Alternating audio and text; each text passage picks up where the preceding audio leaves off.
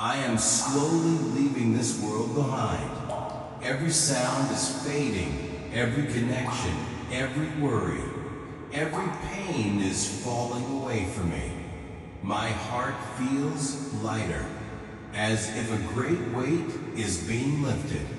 My eyes are closing, but a new world is opening before me.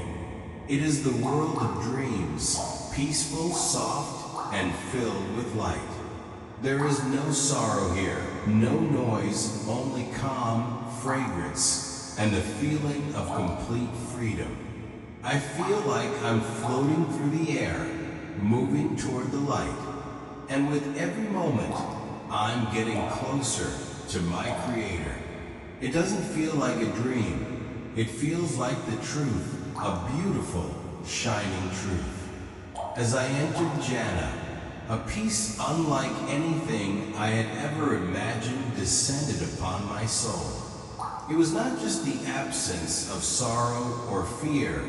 It was a presence, a light that wrapped around every part of me, like divine arms holding me in eternal safety. The garden stretched endlessly, vibrant with colors that no earthly eye had seen. Trees with trunks of gold and leaves that shimmered with silver light. Birds that sang not with sounds, but with beauty itself. And rivers flowing with milk, honey, and crystal clear water that whispered praises of the Creator with every ripple. I walked among flowers that glowed softly in the air. The very breeze carried love upon its wings. And though every corner of paradise offered comfort beyond comprehension, my heart yearned for something far greater than even the splendor of Jhana. It longed for Him. I had spent a lifetime praying to a Lord I could not see, whispering into the unseen, crying in sujud, and calling out into the silence of night, believing that He was always near. And now I was here not just in paradise, but in the realm where His mercy is most visible and His pleasure most evident. And still, my soul cried for the moment to finally behold Him. Then, suddenly, the moment arrived. A gentle call not from a direction, but from within me, soft, powerful, unmistakable. Come, O soul. Your Lord awaits. The angels came to guide me, beings of unimaginable beauty, glowing with light that did not blind but healed. They smiled at me as if I had always been known to them, as if they had watched every step of my journey in the world below. Today, one of them said, "Your soul will drink from the spring of its deepest longing." I walked behind them on a path made not of earth, but of pure radiance, and my feet did not tire, for every step brought me closer to the one for whom my heart had always beat. The place of meeting was vast beyond description, an open plain in Jhana, shining like diamonds under a sky made of light. The ground glowed like soft moonlight, and around me were countless others, all believers, their faces gleaming with anticipation, seated in awe, waiting not for food or palaces or treasures, but for the face of their Lord. And then it happened. Silence overtook all of paradise. Even the rivers stilled. The trees bowed. The angels lowered their wings. The veil that separates the creation from the Creator was gently lifted, and the presence of Allah, the majestic, the merciful, filled the horizon of our hearts. It was not an image, not a shape, not a form. It cannot be compared to anything, but it was a presence so powerful, so tender, so complete, that every soul instantly knew it was Him. It was as if the sun had risen inside our hearts, but without burning, only comforting, filling, overwhelming with love. I fell in sujud without thought. Every cell of my being bowed, every breath praised him. He spoke, not in words that the tongue can repeat, but in meanings the soul absorbed like light to its core. Peace be upon you, he said, O soul who believed in me without seeing me. O soul who trusted me when the world around you failed. I am your Lord, and today you are my honored guest.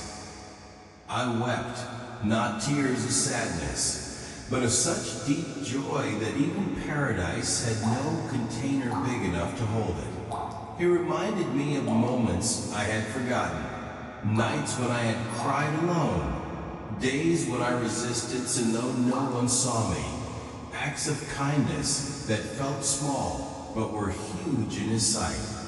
I saw you when no one did, he said. I forgave you when you could not forgive yourself.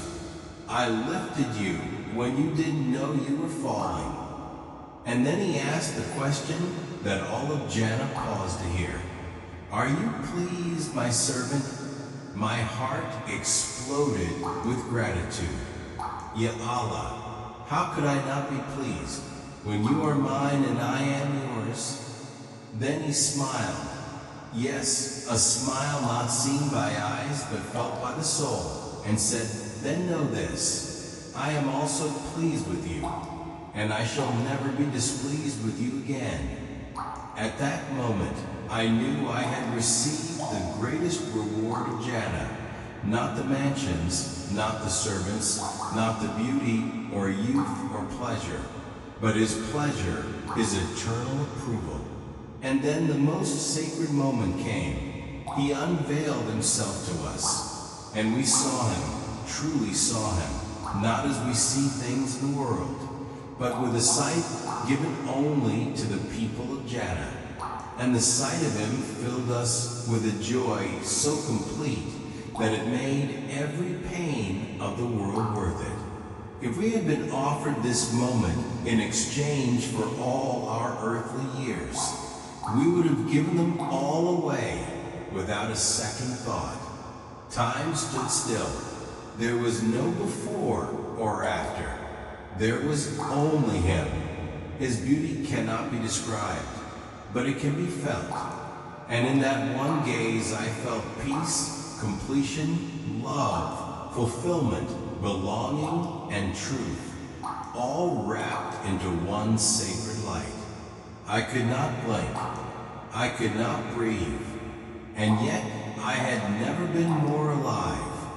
I was now in the company of the one I had prayed to my entire life. Every verse I had recited, every sujud I had made, every tear I had shed for him had brought me here. And he said, this is only the beginning.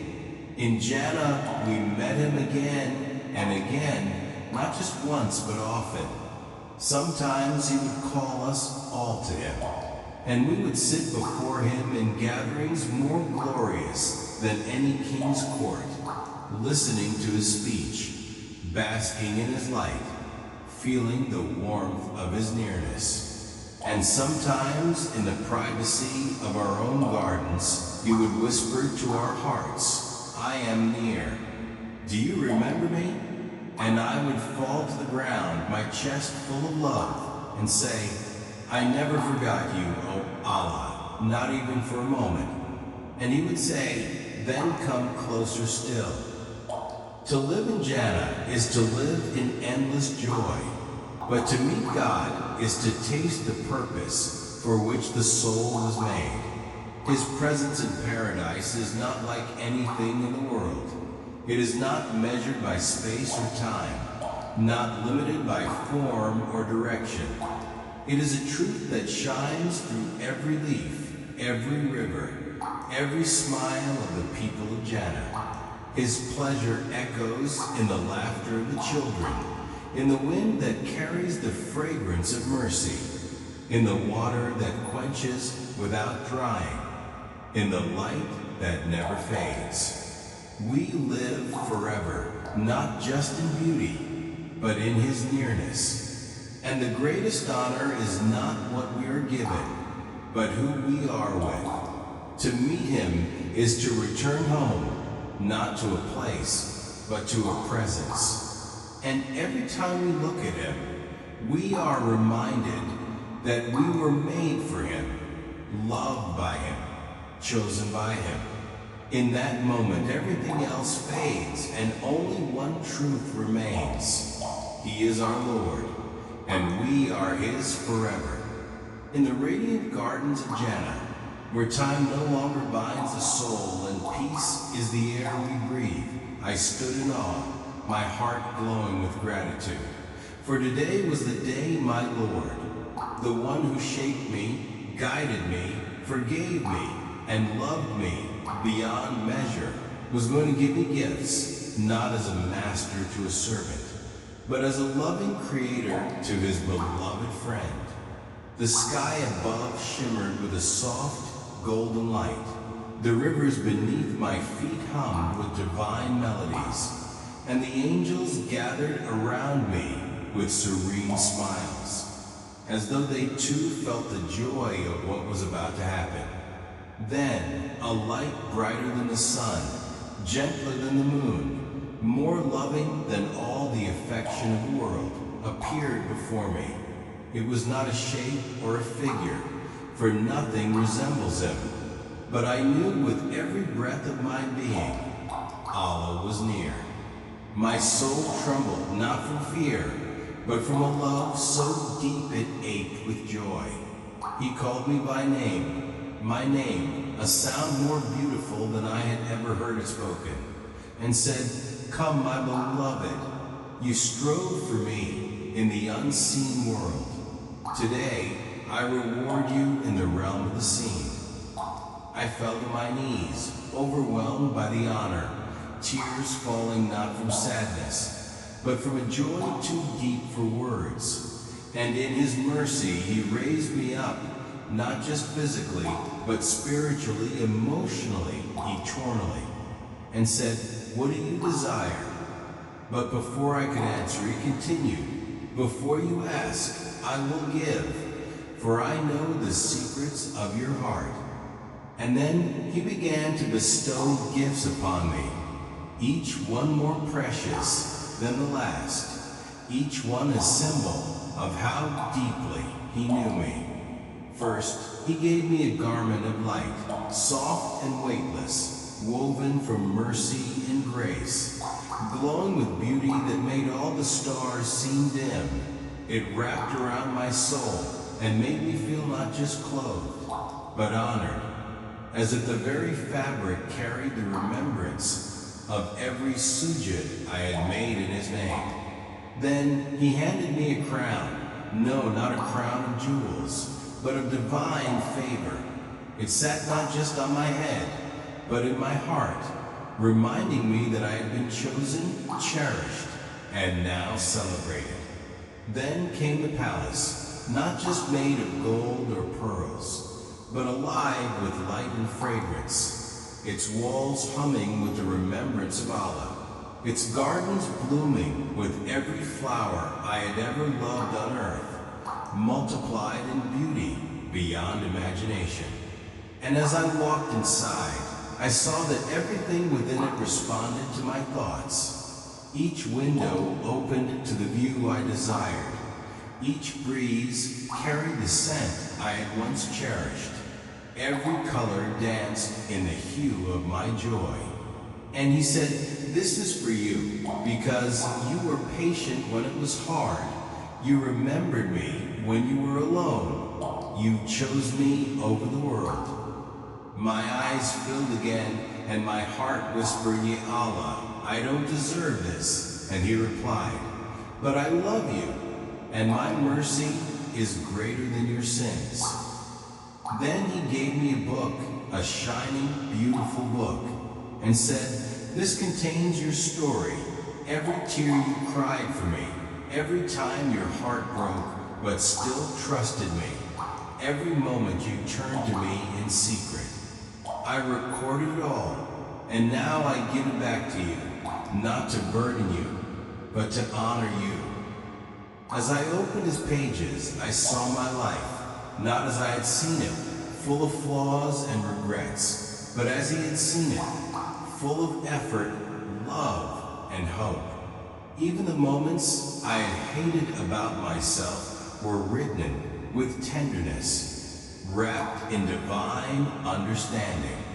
I closed it with trembling hands, realizing that my entire life had been a letter to my Lord, and this book was his reply. Then he turned to me again and said, "But I have more." And he summoned beings I had missed with all my heart, my loved ones, my friends, my mentors who had passed before me.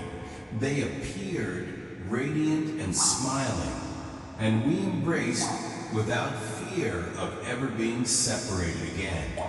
Then he gave me a garden, a private space just for me, where my thoughts shaped the landscape, where peace grew on trees and serenity flowed in streams. And he said, "This is where you will rest, think, create, and dream forever."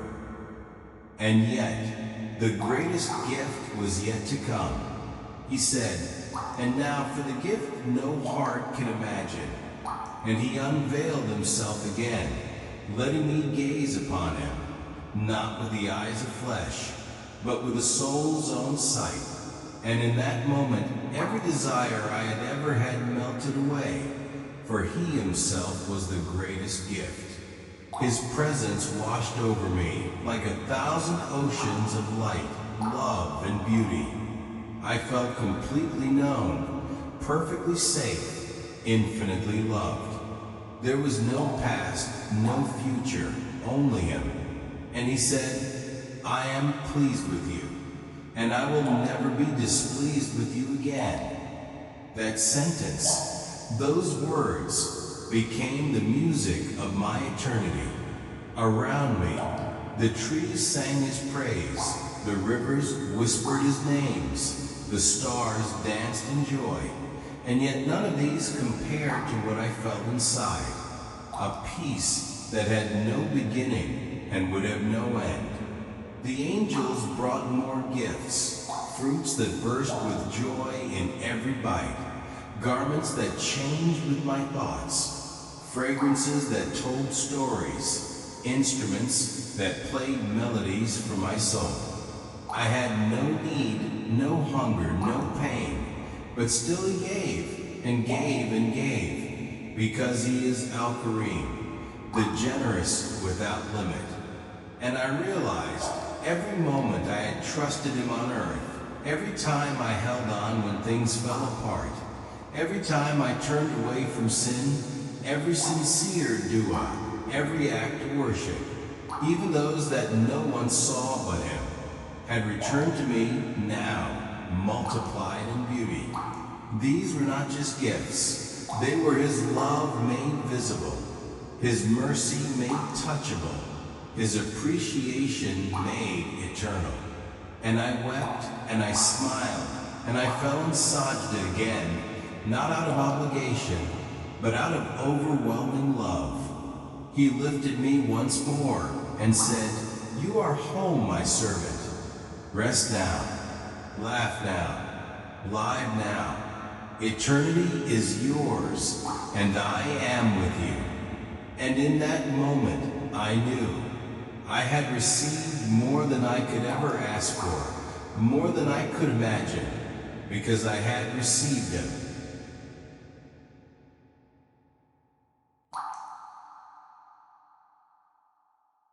As I stood in the gardens of Jannah, under skies that shimmered like silk woven from light, I felt the weight of the world fall away from me, and in its place, a serenity so deep that even silence felt alive.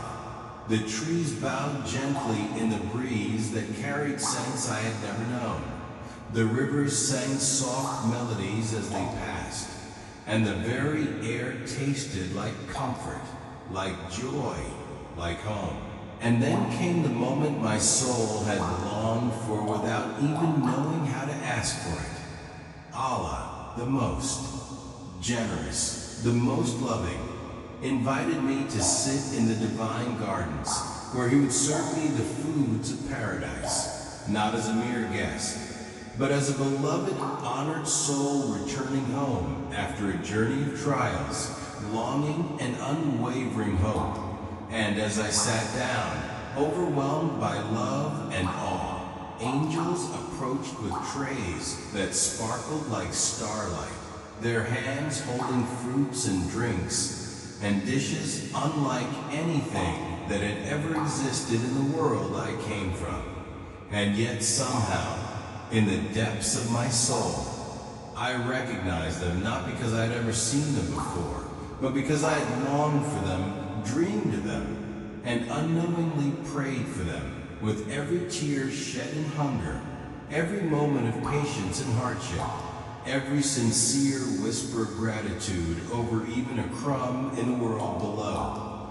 And now those quiet moments were returning to me, not as memories, but as gifts, living, glowing, fragrant gifts from my Lord, who knew every ache of my body, every fast I had kept in secret, every time I chose. Purity over desire, truth over ease, and him over the world. The first dish placed before me was not labeled, yet as I tasted it, it sank to my soul. It carried the sweetness of forgiveness and the flavor of mercy. It reminded me of the day I cried alone in sujud, begging him to feed my heart with peace. And now, here he was, feeding not just my heart, but every part of my being with comfort, beauty, and joy. The fruits were radiant, some shining like rubies, others soft as pearls, and each bite brought forth a wave of memories. This one for the time I fed the poor in his name, that one for the time I gave thanks despite having little, another for the time I fasted when no one knew but him. He had not forgotten a single act, a single intention, not even the smallest ounce of hunger endured for his sake. And as I reached for another fruit, golden and glowing with light, I heard a whisper, not from outside, but within my very soul. It was Allah saying, "This one I created just for you. On the day your heart broke, but you chose to trust me." I wept, even in Jannah, not from pain, but from being seen, known, and loved with such perfection. These were not ordinary meals. They were divine affirmations, soulful conversations expressed through taste, scent, and texture. Each dish a letter from my Lord, reminding me that he had walked with me through every storm and now wanted me to taste the sweetness that had grown from my patience. One platter held the kind of bread so soft it melted on my tongue, and I somehow knew it came from the dua I made in hunger during a night when there was nothing in my home but faith. And now that faith had returned to me as nourishment from the very one I trusted. The drinks poured into crystal goblets were not just thirst quenchers. They were the coolness of every tear I cried, the reward for every dry throat endured in fasting, the celebration of every silent act of endurance. Milk whiter than moonlight, honey smoother than any stream, wine without sin that filled the soul with light, not intoxication, but illumination, and water that sparkled like it had been touched by the hands of angels, refreshing in a way that even words could not contain.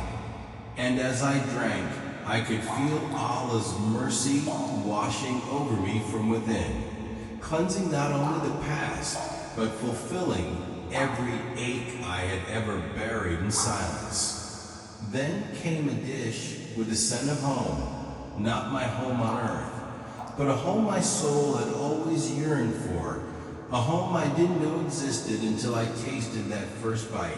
It reminded me of childhood innocence, of my mother's smile, of the warm joy I had once felt while feeding others during Ramadan.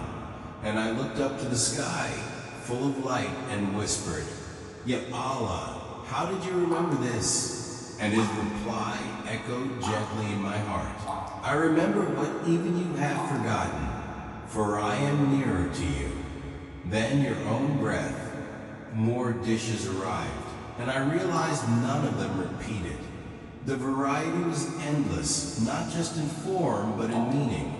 Some were delicate and sweet, like the peace I had felt after forgiving someone who wronged me, while others were warm and filling, like the strength I had gained after choosing him in hardship. I began to see that every dish was tied to a moment of sincere faith, a decision, a struggle, a yearning. And these were not just rewards, they were responses, divine answers to a life of surrender. Then he said, "You were hungry for my sake in the world. I now feed you for my pleasure." And I saw how every act I thought small was great in his sight. Even the fasts I broke with just water and bread in secret were now returning to me in the form of heavenly banquets. Even the nights I gave away my food while smiling through my own hunger were now repaid with dishes crafted by his mercy. And I understood that in Jannah, food was more than sustenance. It was remembrance, reunion, and recompense. It was how Allah expressed his affection, his gratitude, his pride in the soul that had walked the hard path for him. Then a fruit was placed before me, unlike anything I had ever seen. It glowed with a golden light and vibrated gently as though it was alive.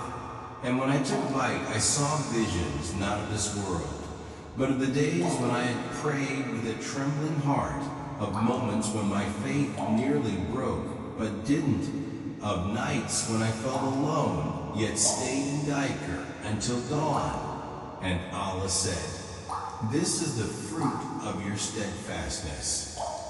And I realized Jannah was not just a place of beauty. It was a mirror of my journey, every bite reminding me that he had never forgotten me, never left me, never stopped loving me. Some fruits brought laughter so pure it echoed like a song across the gardens. Others brought a warmth that embraced my entire soul. And others brought light that danced before my eyes like the northern lights turned inward. And I sat there, not just eating, but experiencing, not just tasting, but understanding that my Lord had prepared this all personally for me, not because I earned it in perfection, but because I tried, because I repented, because I hoped in him when the world gave me none. And then he said, "O my servant, eat in joy, for you will never feel hunger again. Drink in peace, for you will never thirst again. Receive from me, for I am pleased with you, and my pleasure is greater than all of this." And in that moment I knew the truth, that the food of Jannah was not just a reward. It was love, mercy, intimacy, remembrance. It was the language of the Lord who had never forgotten me, and who now fed me not because he had to, but because he wanted to, because he cherished me, because he is Al-Karim, the most generous, the one who remembers even what the soul forgets, and who returns every moment of sacrifice with a joy far greater than what was given. I lifted my hands to thank him, and before a word could leave my lips, I felt his response in the wind, in the trees, in the laughter of the rivers. "You are welcome, my beloved. This is only the beginning." In the boundless expanse of paradise, where time melts into eternity and joy flows like endless rivers of milk and honey, There exists a creation so ethereal, so magnificently radiant, that words tremble in awe before attempting to describe her. She is the Hoer, the heavenly maiden, a masterpiece sculpted by the very hands of the Almighty, fashioned not from dust or clay, but from pure light and divine beauty, untouched by sorrow, untouched by sin, untouched even by the winds of the world. She was not born, nor did she age, for she is timeless, created for the dwellers of Jannah, a reward beyond comprehension for those who believed with unwavering hearts and walked the straight path even when thorns tore their feet. The Hoer is neither mortal nor angel. She is something otherworldly, an embodiment of peace, of affection, of gentle companionship, prepared as an everlasting comfort for the soul that once endured the fire of trials and the storm of desires in the temporary world. Her skin is luminous like polished moonlight blended with pearls. Her eyes are vast, dark, and glistening, eyes that do not gaze elsewhere, for they are filled with love that knows no deceit, no games, no conditions, no betrayal. Her eyes are lowered in modesty, yet they shimmer with longing for the one for whom she was created.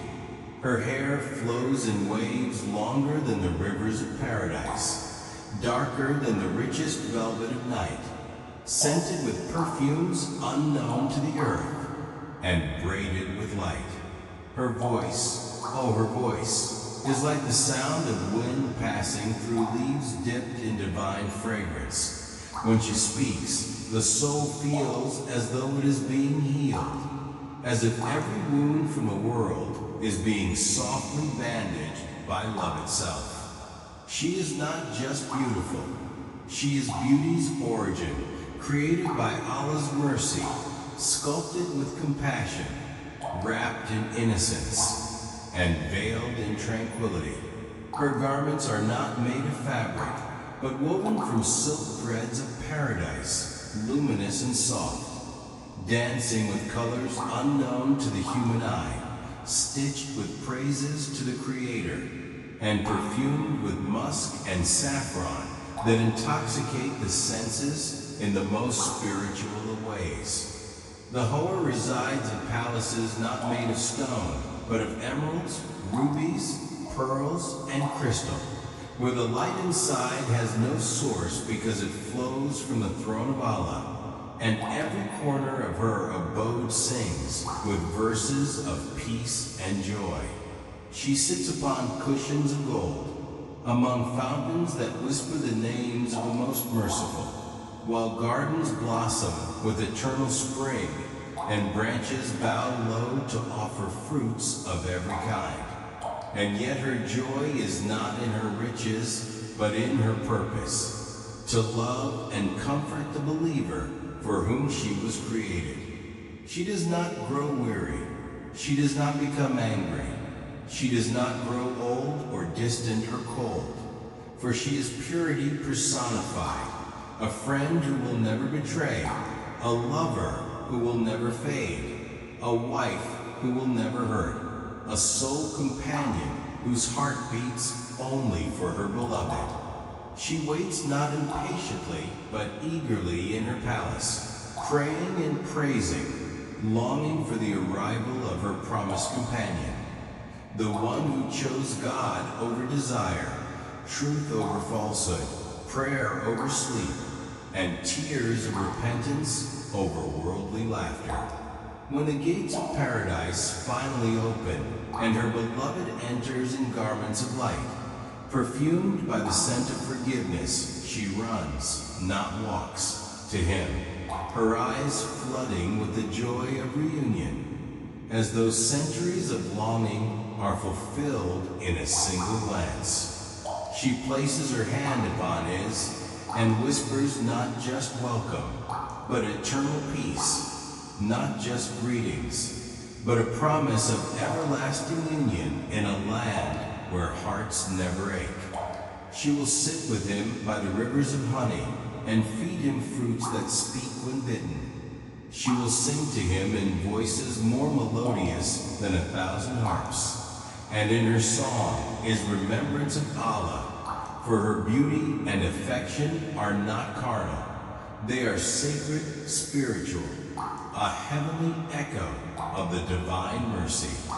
She does not envy, she does not compete, for the whores live in harmony, each radiant in her loyalty, and each humble in her glory. And together they honor the righteous one who earned paradise not by wealth or fame, but by bowing in the dark when no one else could see. They serve not as slaves, but as queens of their palaces, caretakers of joy, guardians of peace, forever fresh, forever fragrant, forever faithful. Their breath smells sweeter than roses, their laughter more soothing than rain, and even in silence, their presence sings love songs written in light. They are shy yet open, soft yet strong, and their every movement reminds one of a feather floating upon still waters under moonlight. They bathe in rivers of purity and wrap themselves in praise.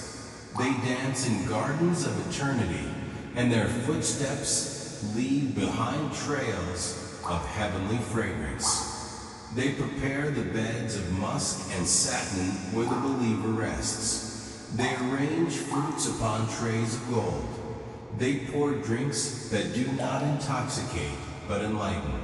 And when the believer lays his head in peace, they sit beside him, reciting verses of joy, whispering prayers of gratitude, and gazing upon him with a love that makes time itself surrender.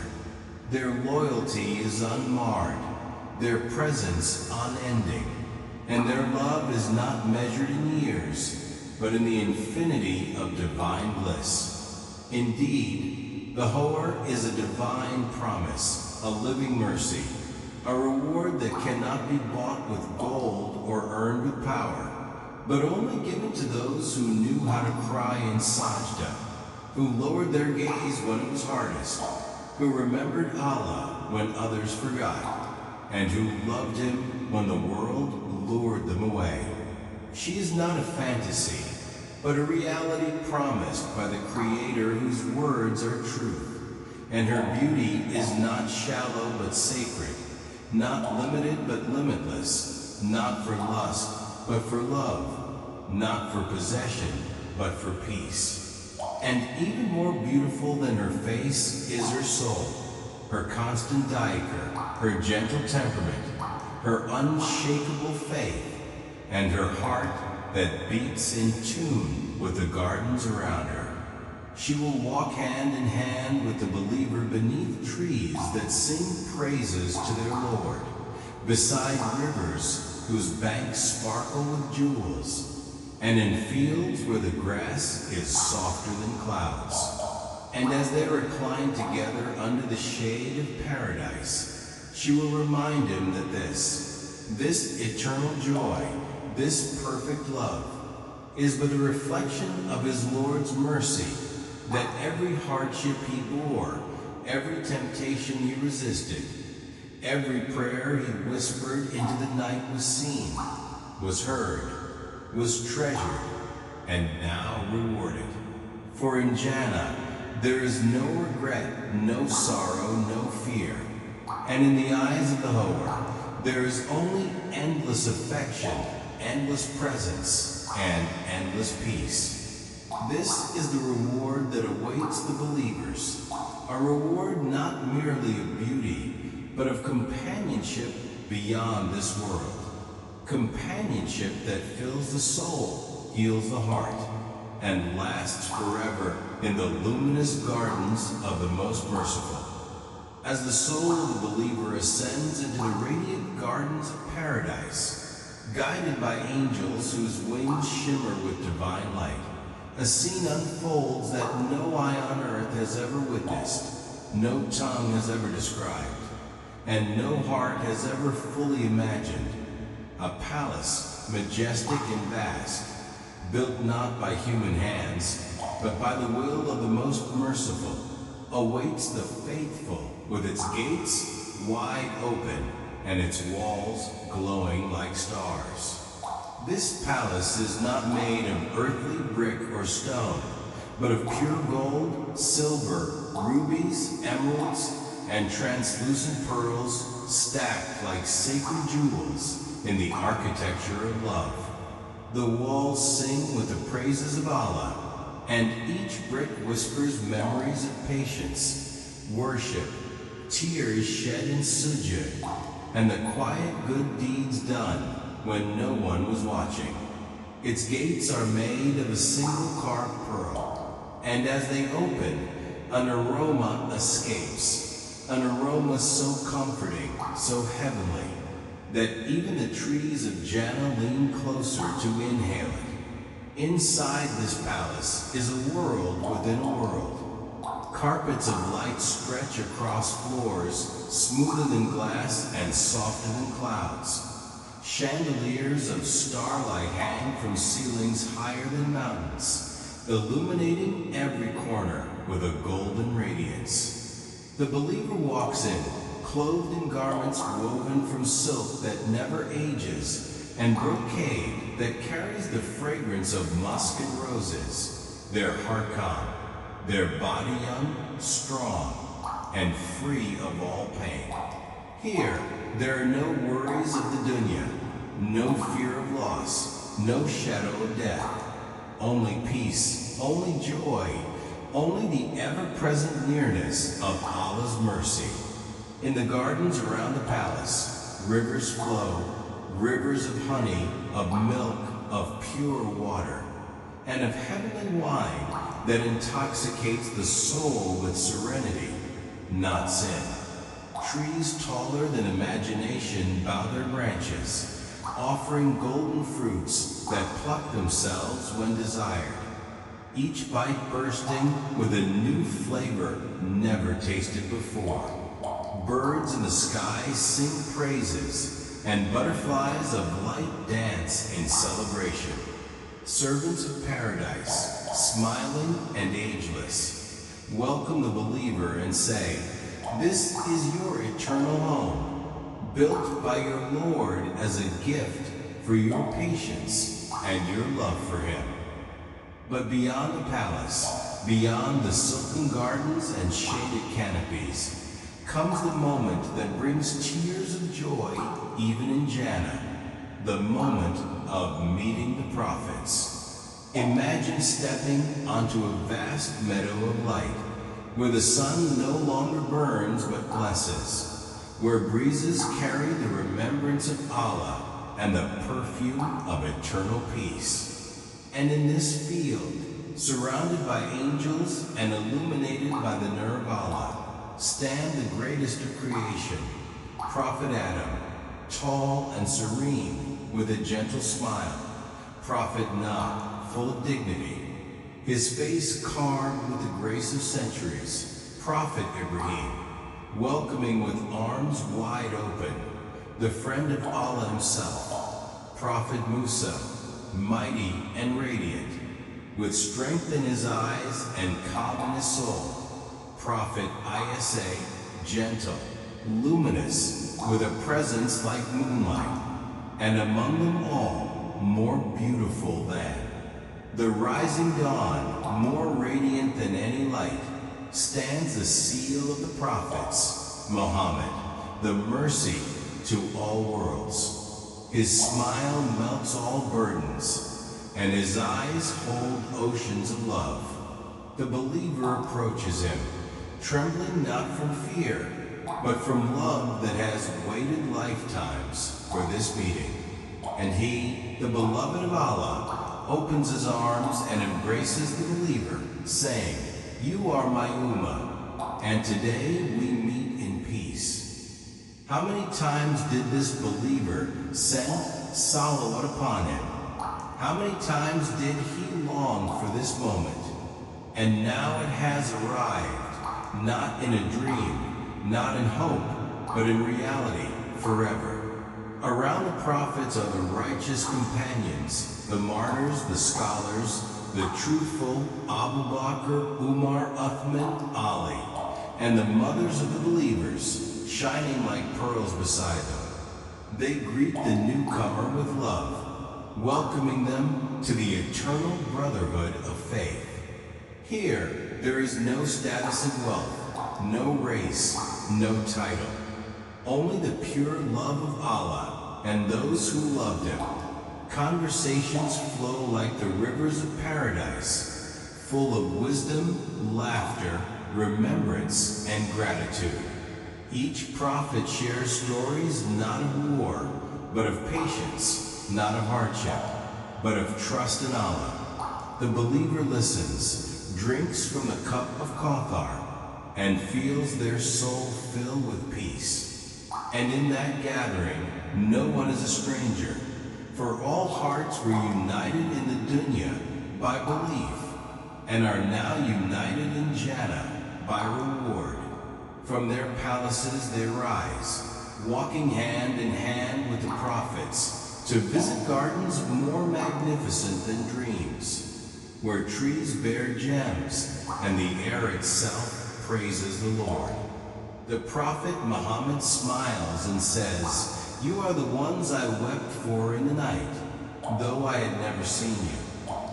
And the believer replies, "Ya Rasulullah, we loved you even without seeing you."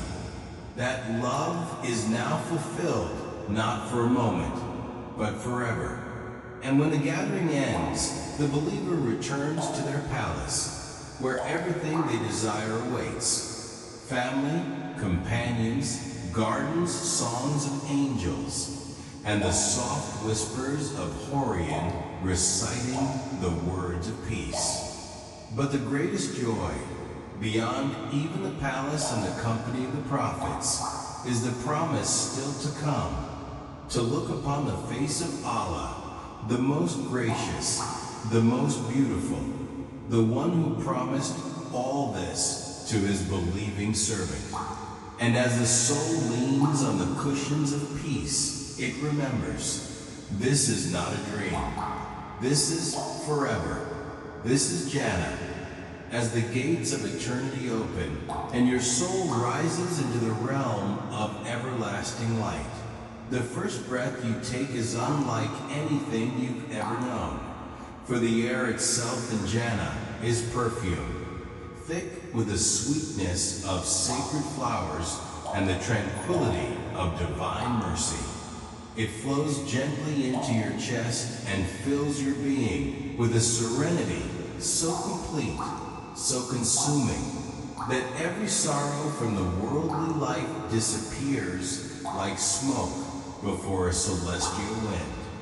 You walk barefoot on grass that glows with a soft emerald light, each blade crafted from divine will, cool and soothing beneath your feet. All around you are gardens more glorious than imagination, where flowers bloom not from soil, but from nur, from divine light, each petal reflecting the names of Allah in color, in fragrance, and in silent hymns of love.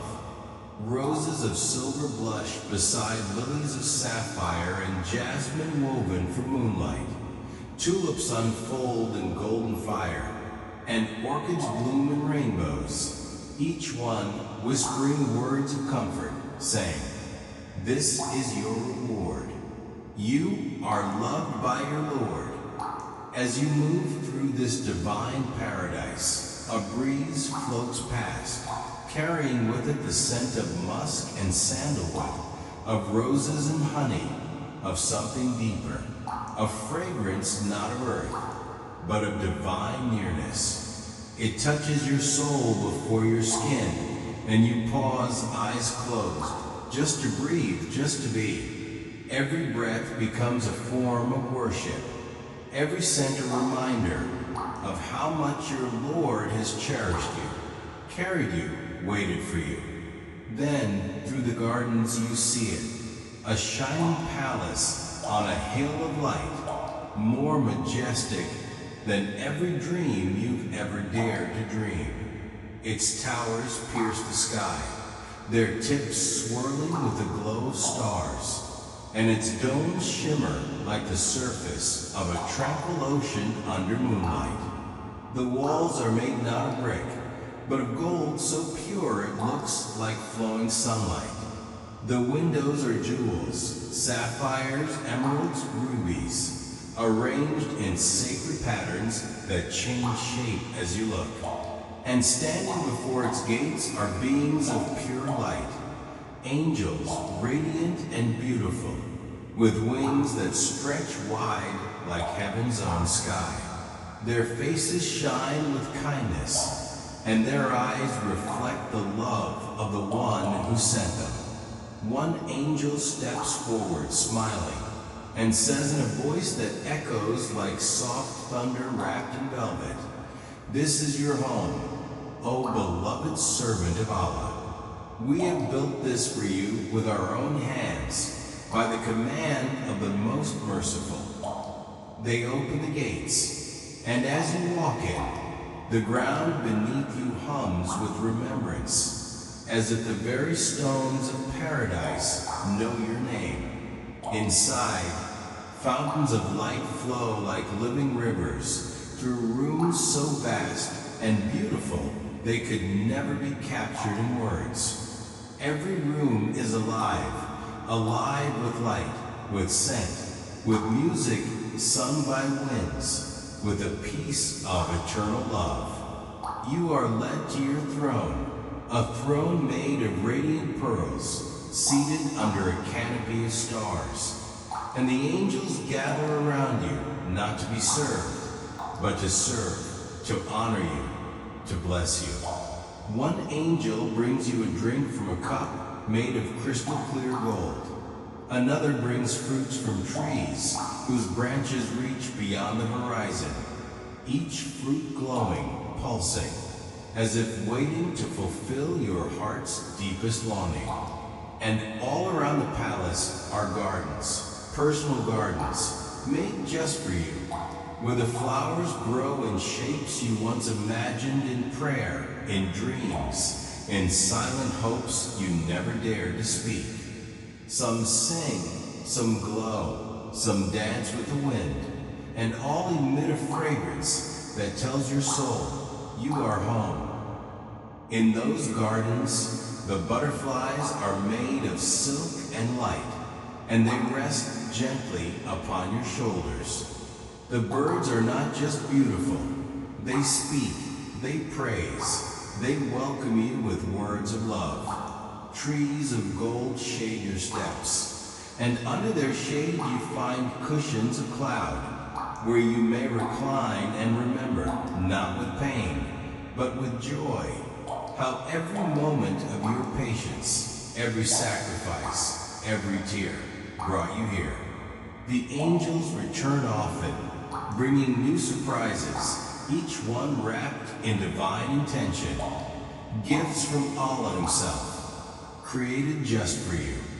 One brings you a necklace of stars. Another lays before you a scroll made of light that shows all the times you whispered Ya Allah in the night. Each whisper now a jewel in your crown. Your name is written on the walls in letters of light, and every corner of your palace echoes with the song of your worship, now turned into praise by the heavens. As the sunless light of Jannah glows all around, you realize this palace was not built in a day. It was built with every sujud you made, every sin you resisted, every moment you chose faith over fear. It was built with the bricks of your obedience and the mortar of your sincerity, fashioned by angels who loved you without ever meeting you, because they saw how dearly Allah loved you. And now, as you sit in the embrace of your eternal palace, among gardens that know your soul, among flowers that bloom just to please you, with angels attending and Jannah's perfume dancing in the air, you finally understand what it means when Allah said, "No soul knows what delights are kept hidden for them, a reward for what they used to do." Surah As-Sajdah 32:17. You weep, not from sorrow, but from a joy so immense it cannot be held inside. And Jannah weeps with you, not in sadness, but in celebration.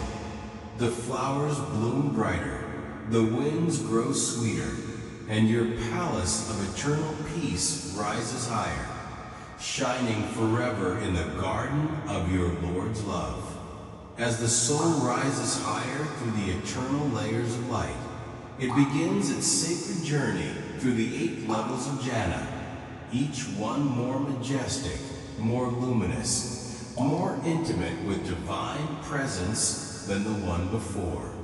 With every step upward, the air grows purer, not just in clarity, but in spirit, and the light becomes richer, not in brightness alone, but in mercy and majesty. The first level, Jannat al-Mawa, opens its gates with fragrance and soft music that floats on a breeze like whispers from the angels. This is the garden of refuge, where the righteous find rest from the burdens of the world they left behind. Its trees are tall and generous, heavy with fruits that shine like lanterns, and rivers of sweet water flow through meadows where laughter echoes like wind chimes. Here dwell the believers who fulfilled their obligations, who prayed and fasted and loved Allah with their hearts, even if their actions sometimes fell short. Their palaces are adorned with silk and bronze, and peace flows like air. Then the gates to the next level rise, glowing with soft green light, revealing Dar al-Salam, the abode of peace, where the souls who walk the earth with sincerity, kindness, and gentleness are welcomed. This is a realm where sorrow never existed, where the birds sing verses of the Quran, and the winds carry stories of gratitude and prayer. The dwellers here are dressed in garments made of divine threads, soft, pure, and radiant. And the angels serve them golden cups filled with drinks sweeter than honey, yet purer than water. Every face here shines, not just with joy, but with the contentment of having lived a life of humility and hope. Rising further, the soul reaches Jannat al-Khuld, the garden of eternity, where time no longer exists, and the soul becomes ageless, free from decay, forever young, forever strong. This level is reserved for those whose hearts remain firm despite the world's trials, those who loved Allah more than the world. Their gardens stretch beyond vision. Their palaces are made of gold and diamonds, and every corner resounds with the remembrance of Allah. In this realm, even the breeze is a prayer, and the light does not cast shadow, for it comes directly from the mercy of Allah. Higher still awaits Jannat al-Naim, the garden of delight, where the faithful are rewarded not just for what they did, but for the beauty of their hearts. The colors here are unlike anything seen, colors that dance, sing, and glow with emotion. This is the abode of those who lived for prayer, who wept for forgiveness, who smiled through pain and gave through poverty.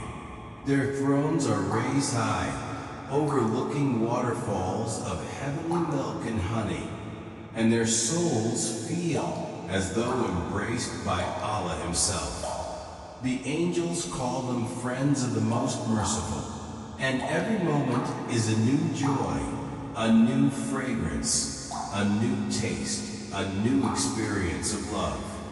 Then the soul enters Jannah to the end, the garden of everlasting residence, where the blessed live not just in peace, but in majesty. Here, the trees bow when the believer passes, and the clouds lower themselves to shade the chosen.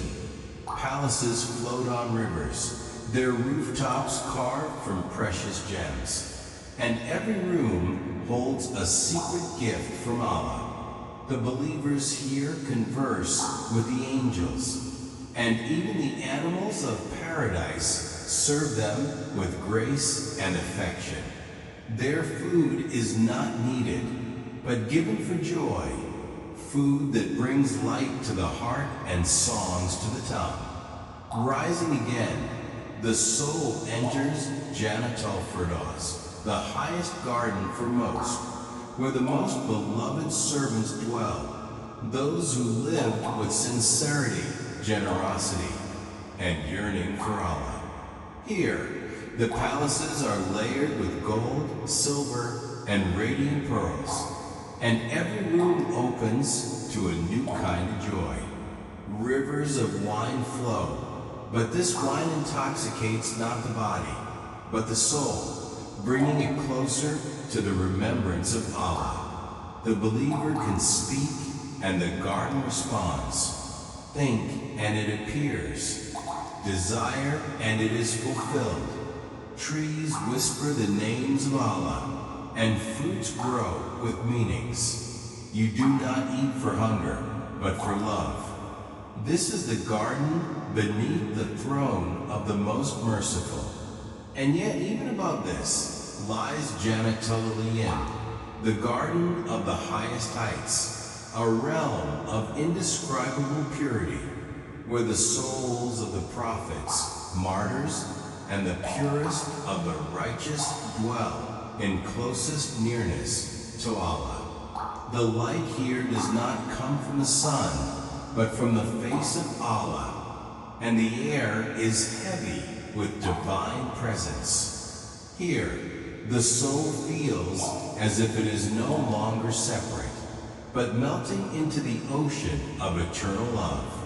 There are no barriers between the soul and its Lord. Only union, only peace. The dwellers here are not just given gifts. They are gifted the honor of being eternally seen, spoken to, and smiled upon by the Creator Himself. And at the peak of all peaks lies Jannat al-Qurb, the garden of nearness, the highest station of all, not always named, not always known, where Allah reveals Himself fully to His most beloved servants. This level is not of material reward, but of union. There is no pain here, no desire, no longing, because all longing has been fulfilled. The soul sees its Lord, and the Lord smiles. No joy, no gift, no palace, no garden, not even all of Jannah, can compare to that single moment when Allah says, "Peace be upon you. O my servant, I am pleased with you, and I will never be angry with you again." And the soul falls in eternal prostration, not from duty, but from love so overwhelming it cannot stand. And this is the real Jannah, not just gardens, rivers, or thrones, but being forever with the one who created love, beauty, mercy, and you. In Jannah, as the golden gates swing open with a grace only angels can carry, the soul finds itself in a realm not bound by time, pain, or separation. And among the greatest blessings awaiting the believer is the reunion with family, not just as a reward, but as a completion of joy, as a gift crafted from divine mercy. Imagine stepping into a garden where every leaf shimmers with light, every petal carries the fragrance of peace, and every breeze is like the whisper of love.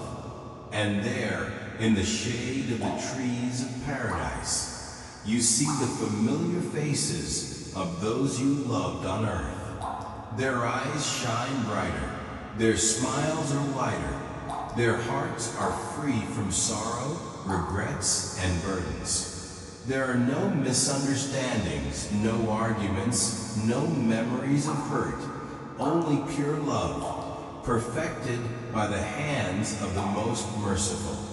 A mother who once wept in sujud for her children is now surrounded by them, her arms holding not just their bodies, but their purified souls.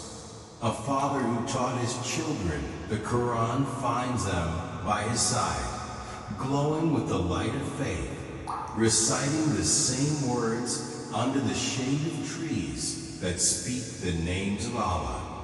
Brothers and sisters who cried at funerals or lived lives apart because of distance or death now walk hand in hand across rivers of milk and honey, laughing as though they were never separated. In Jannah, there is no grief, no mother without her child, no husband without his wife, no child without their parents, because Allah, in His infinite kindness, has promised. And those who believed and whose descendants followed them in faith, we will join with them their descendants, and we will not deprive them of anything of their deeds. Quran 52:21. The believing families are gathered, united, and elevated together. The joy of one brings the joy of all.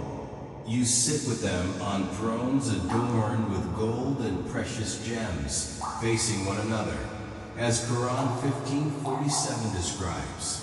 And we will remove whatever is in their hearts of resentment, so they will be brothers on thrones facing each other. The love is not only emotional, but eternal. No one grows old, no one falls sick, and no one gets tired. You and your family are forever young, forever healthy, forever joyful. You walk through your palace together, every room echoing with laughter, every door opening to gardens more beautiful than the last. Your children run without fear, your parents smile without pain. Your spouse walks beside you not with stress or worldly distraction, but with eyes full of eternal devotion. There are no tears in Jannah, only tears of joy when the family meets again after years of worldly hardship and separation. You sit together at banquets prepared by angels, fruits descending from golden trees at your wish, drinks poured from cups that never empty. You talk about the days of the world and marvel at how Allah saved you, how He forgave your sins, how He answered your prayers. You see your grandparents whom you never met, but somehow feel closer to than ever. You meet great-grandchildren born long after your time, yet they greet you like old friends, because in Jannah, time collapses, only connection remains. There are stories and laughter and divine nearness in every moment. Even those family members who struggled, who made mistakes, but died with belief in their hearts, you find them cleansed, elevated, forgiven by Allah's mercy, because your own rank helped lift them too. You thank Allah not only for your salvation, but for theirs. And in the most glorious moments, your family gathers as angels announce that Allah has sent His peace upon you. Together, you hear Allah's words, "Enter my paradise with my mercy." You weep again, not in pain, but in overwhelming gratitude. Every family moment in Jannah is perfect.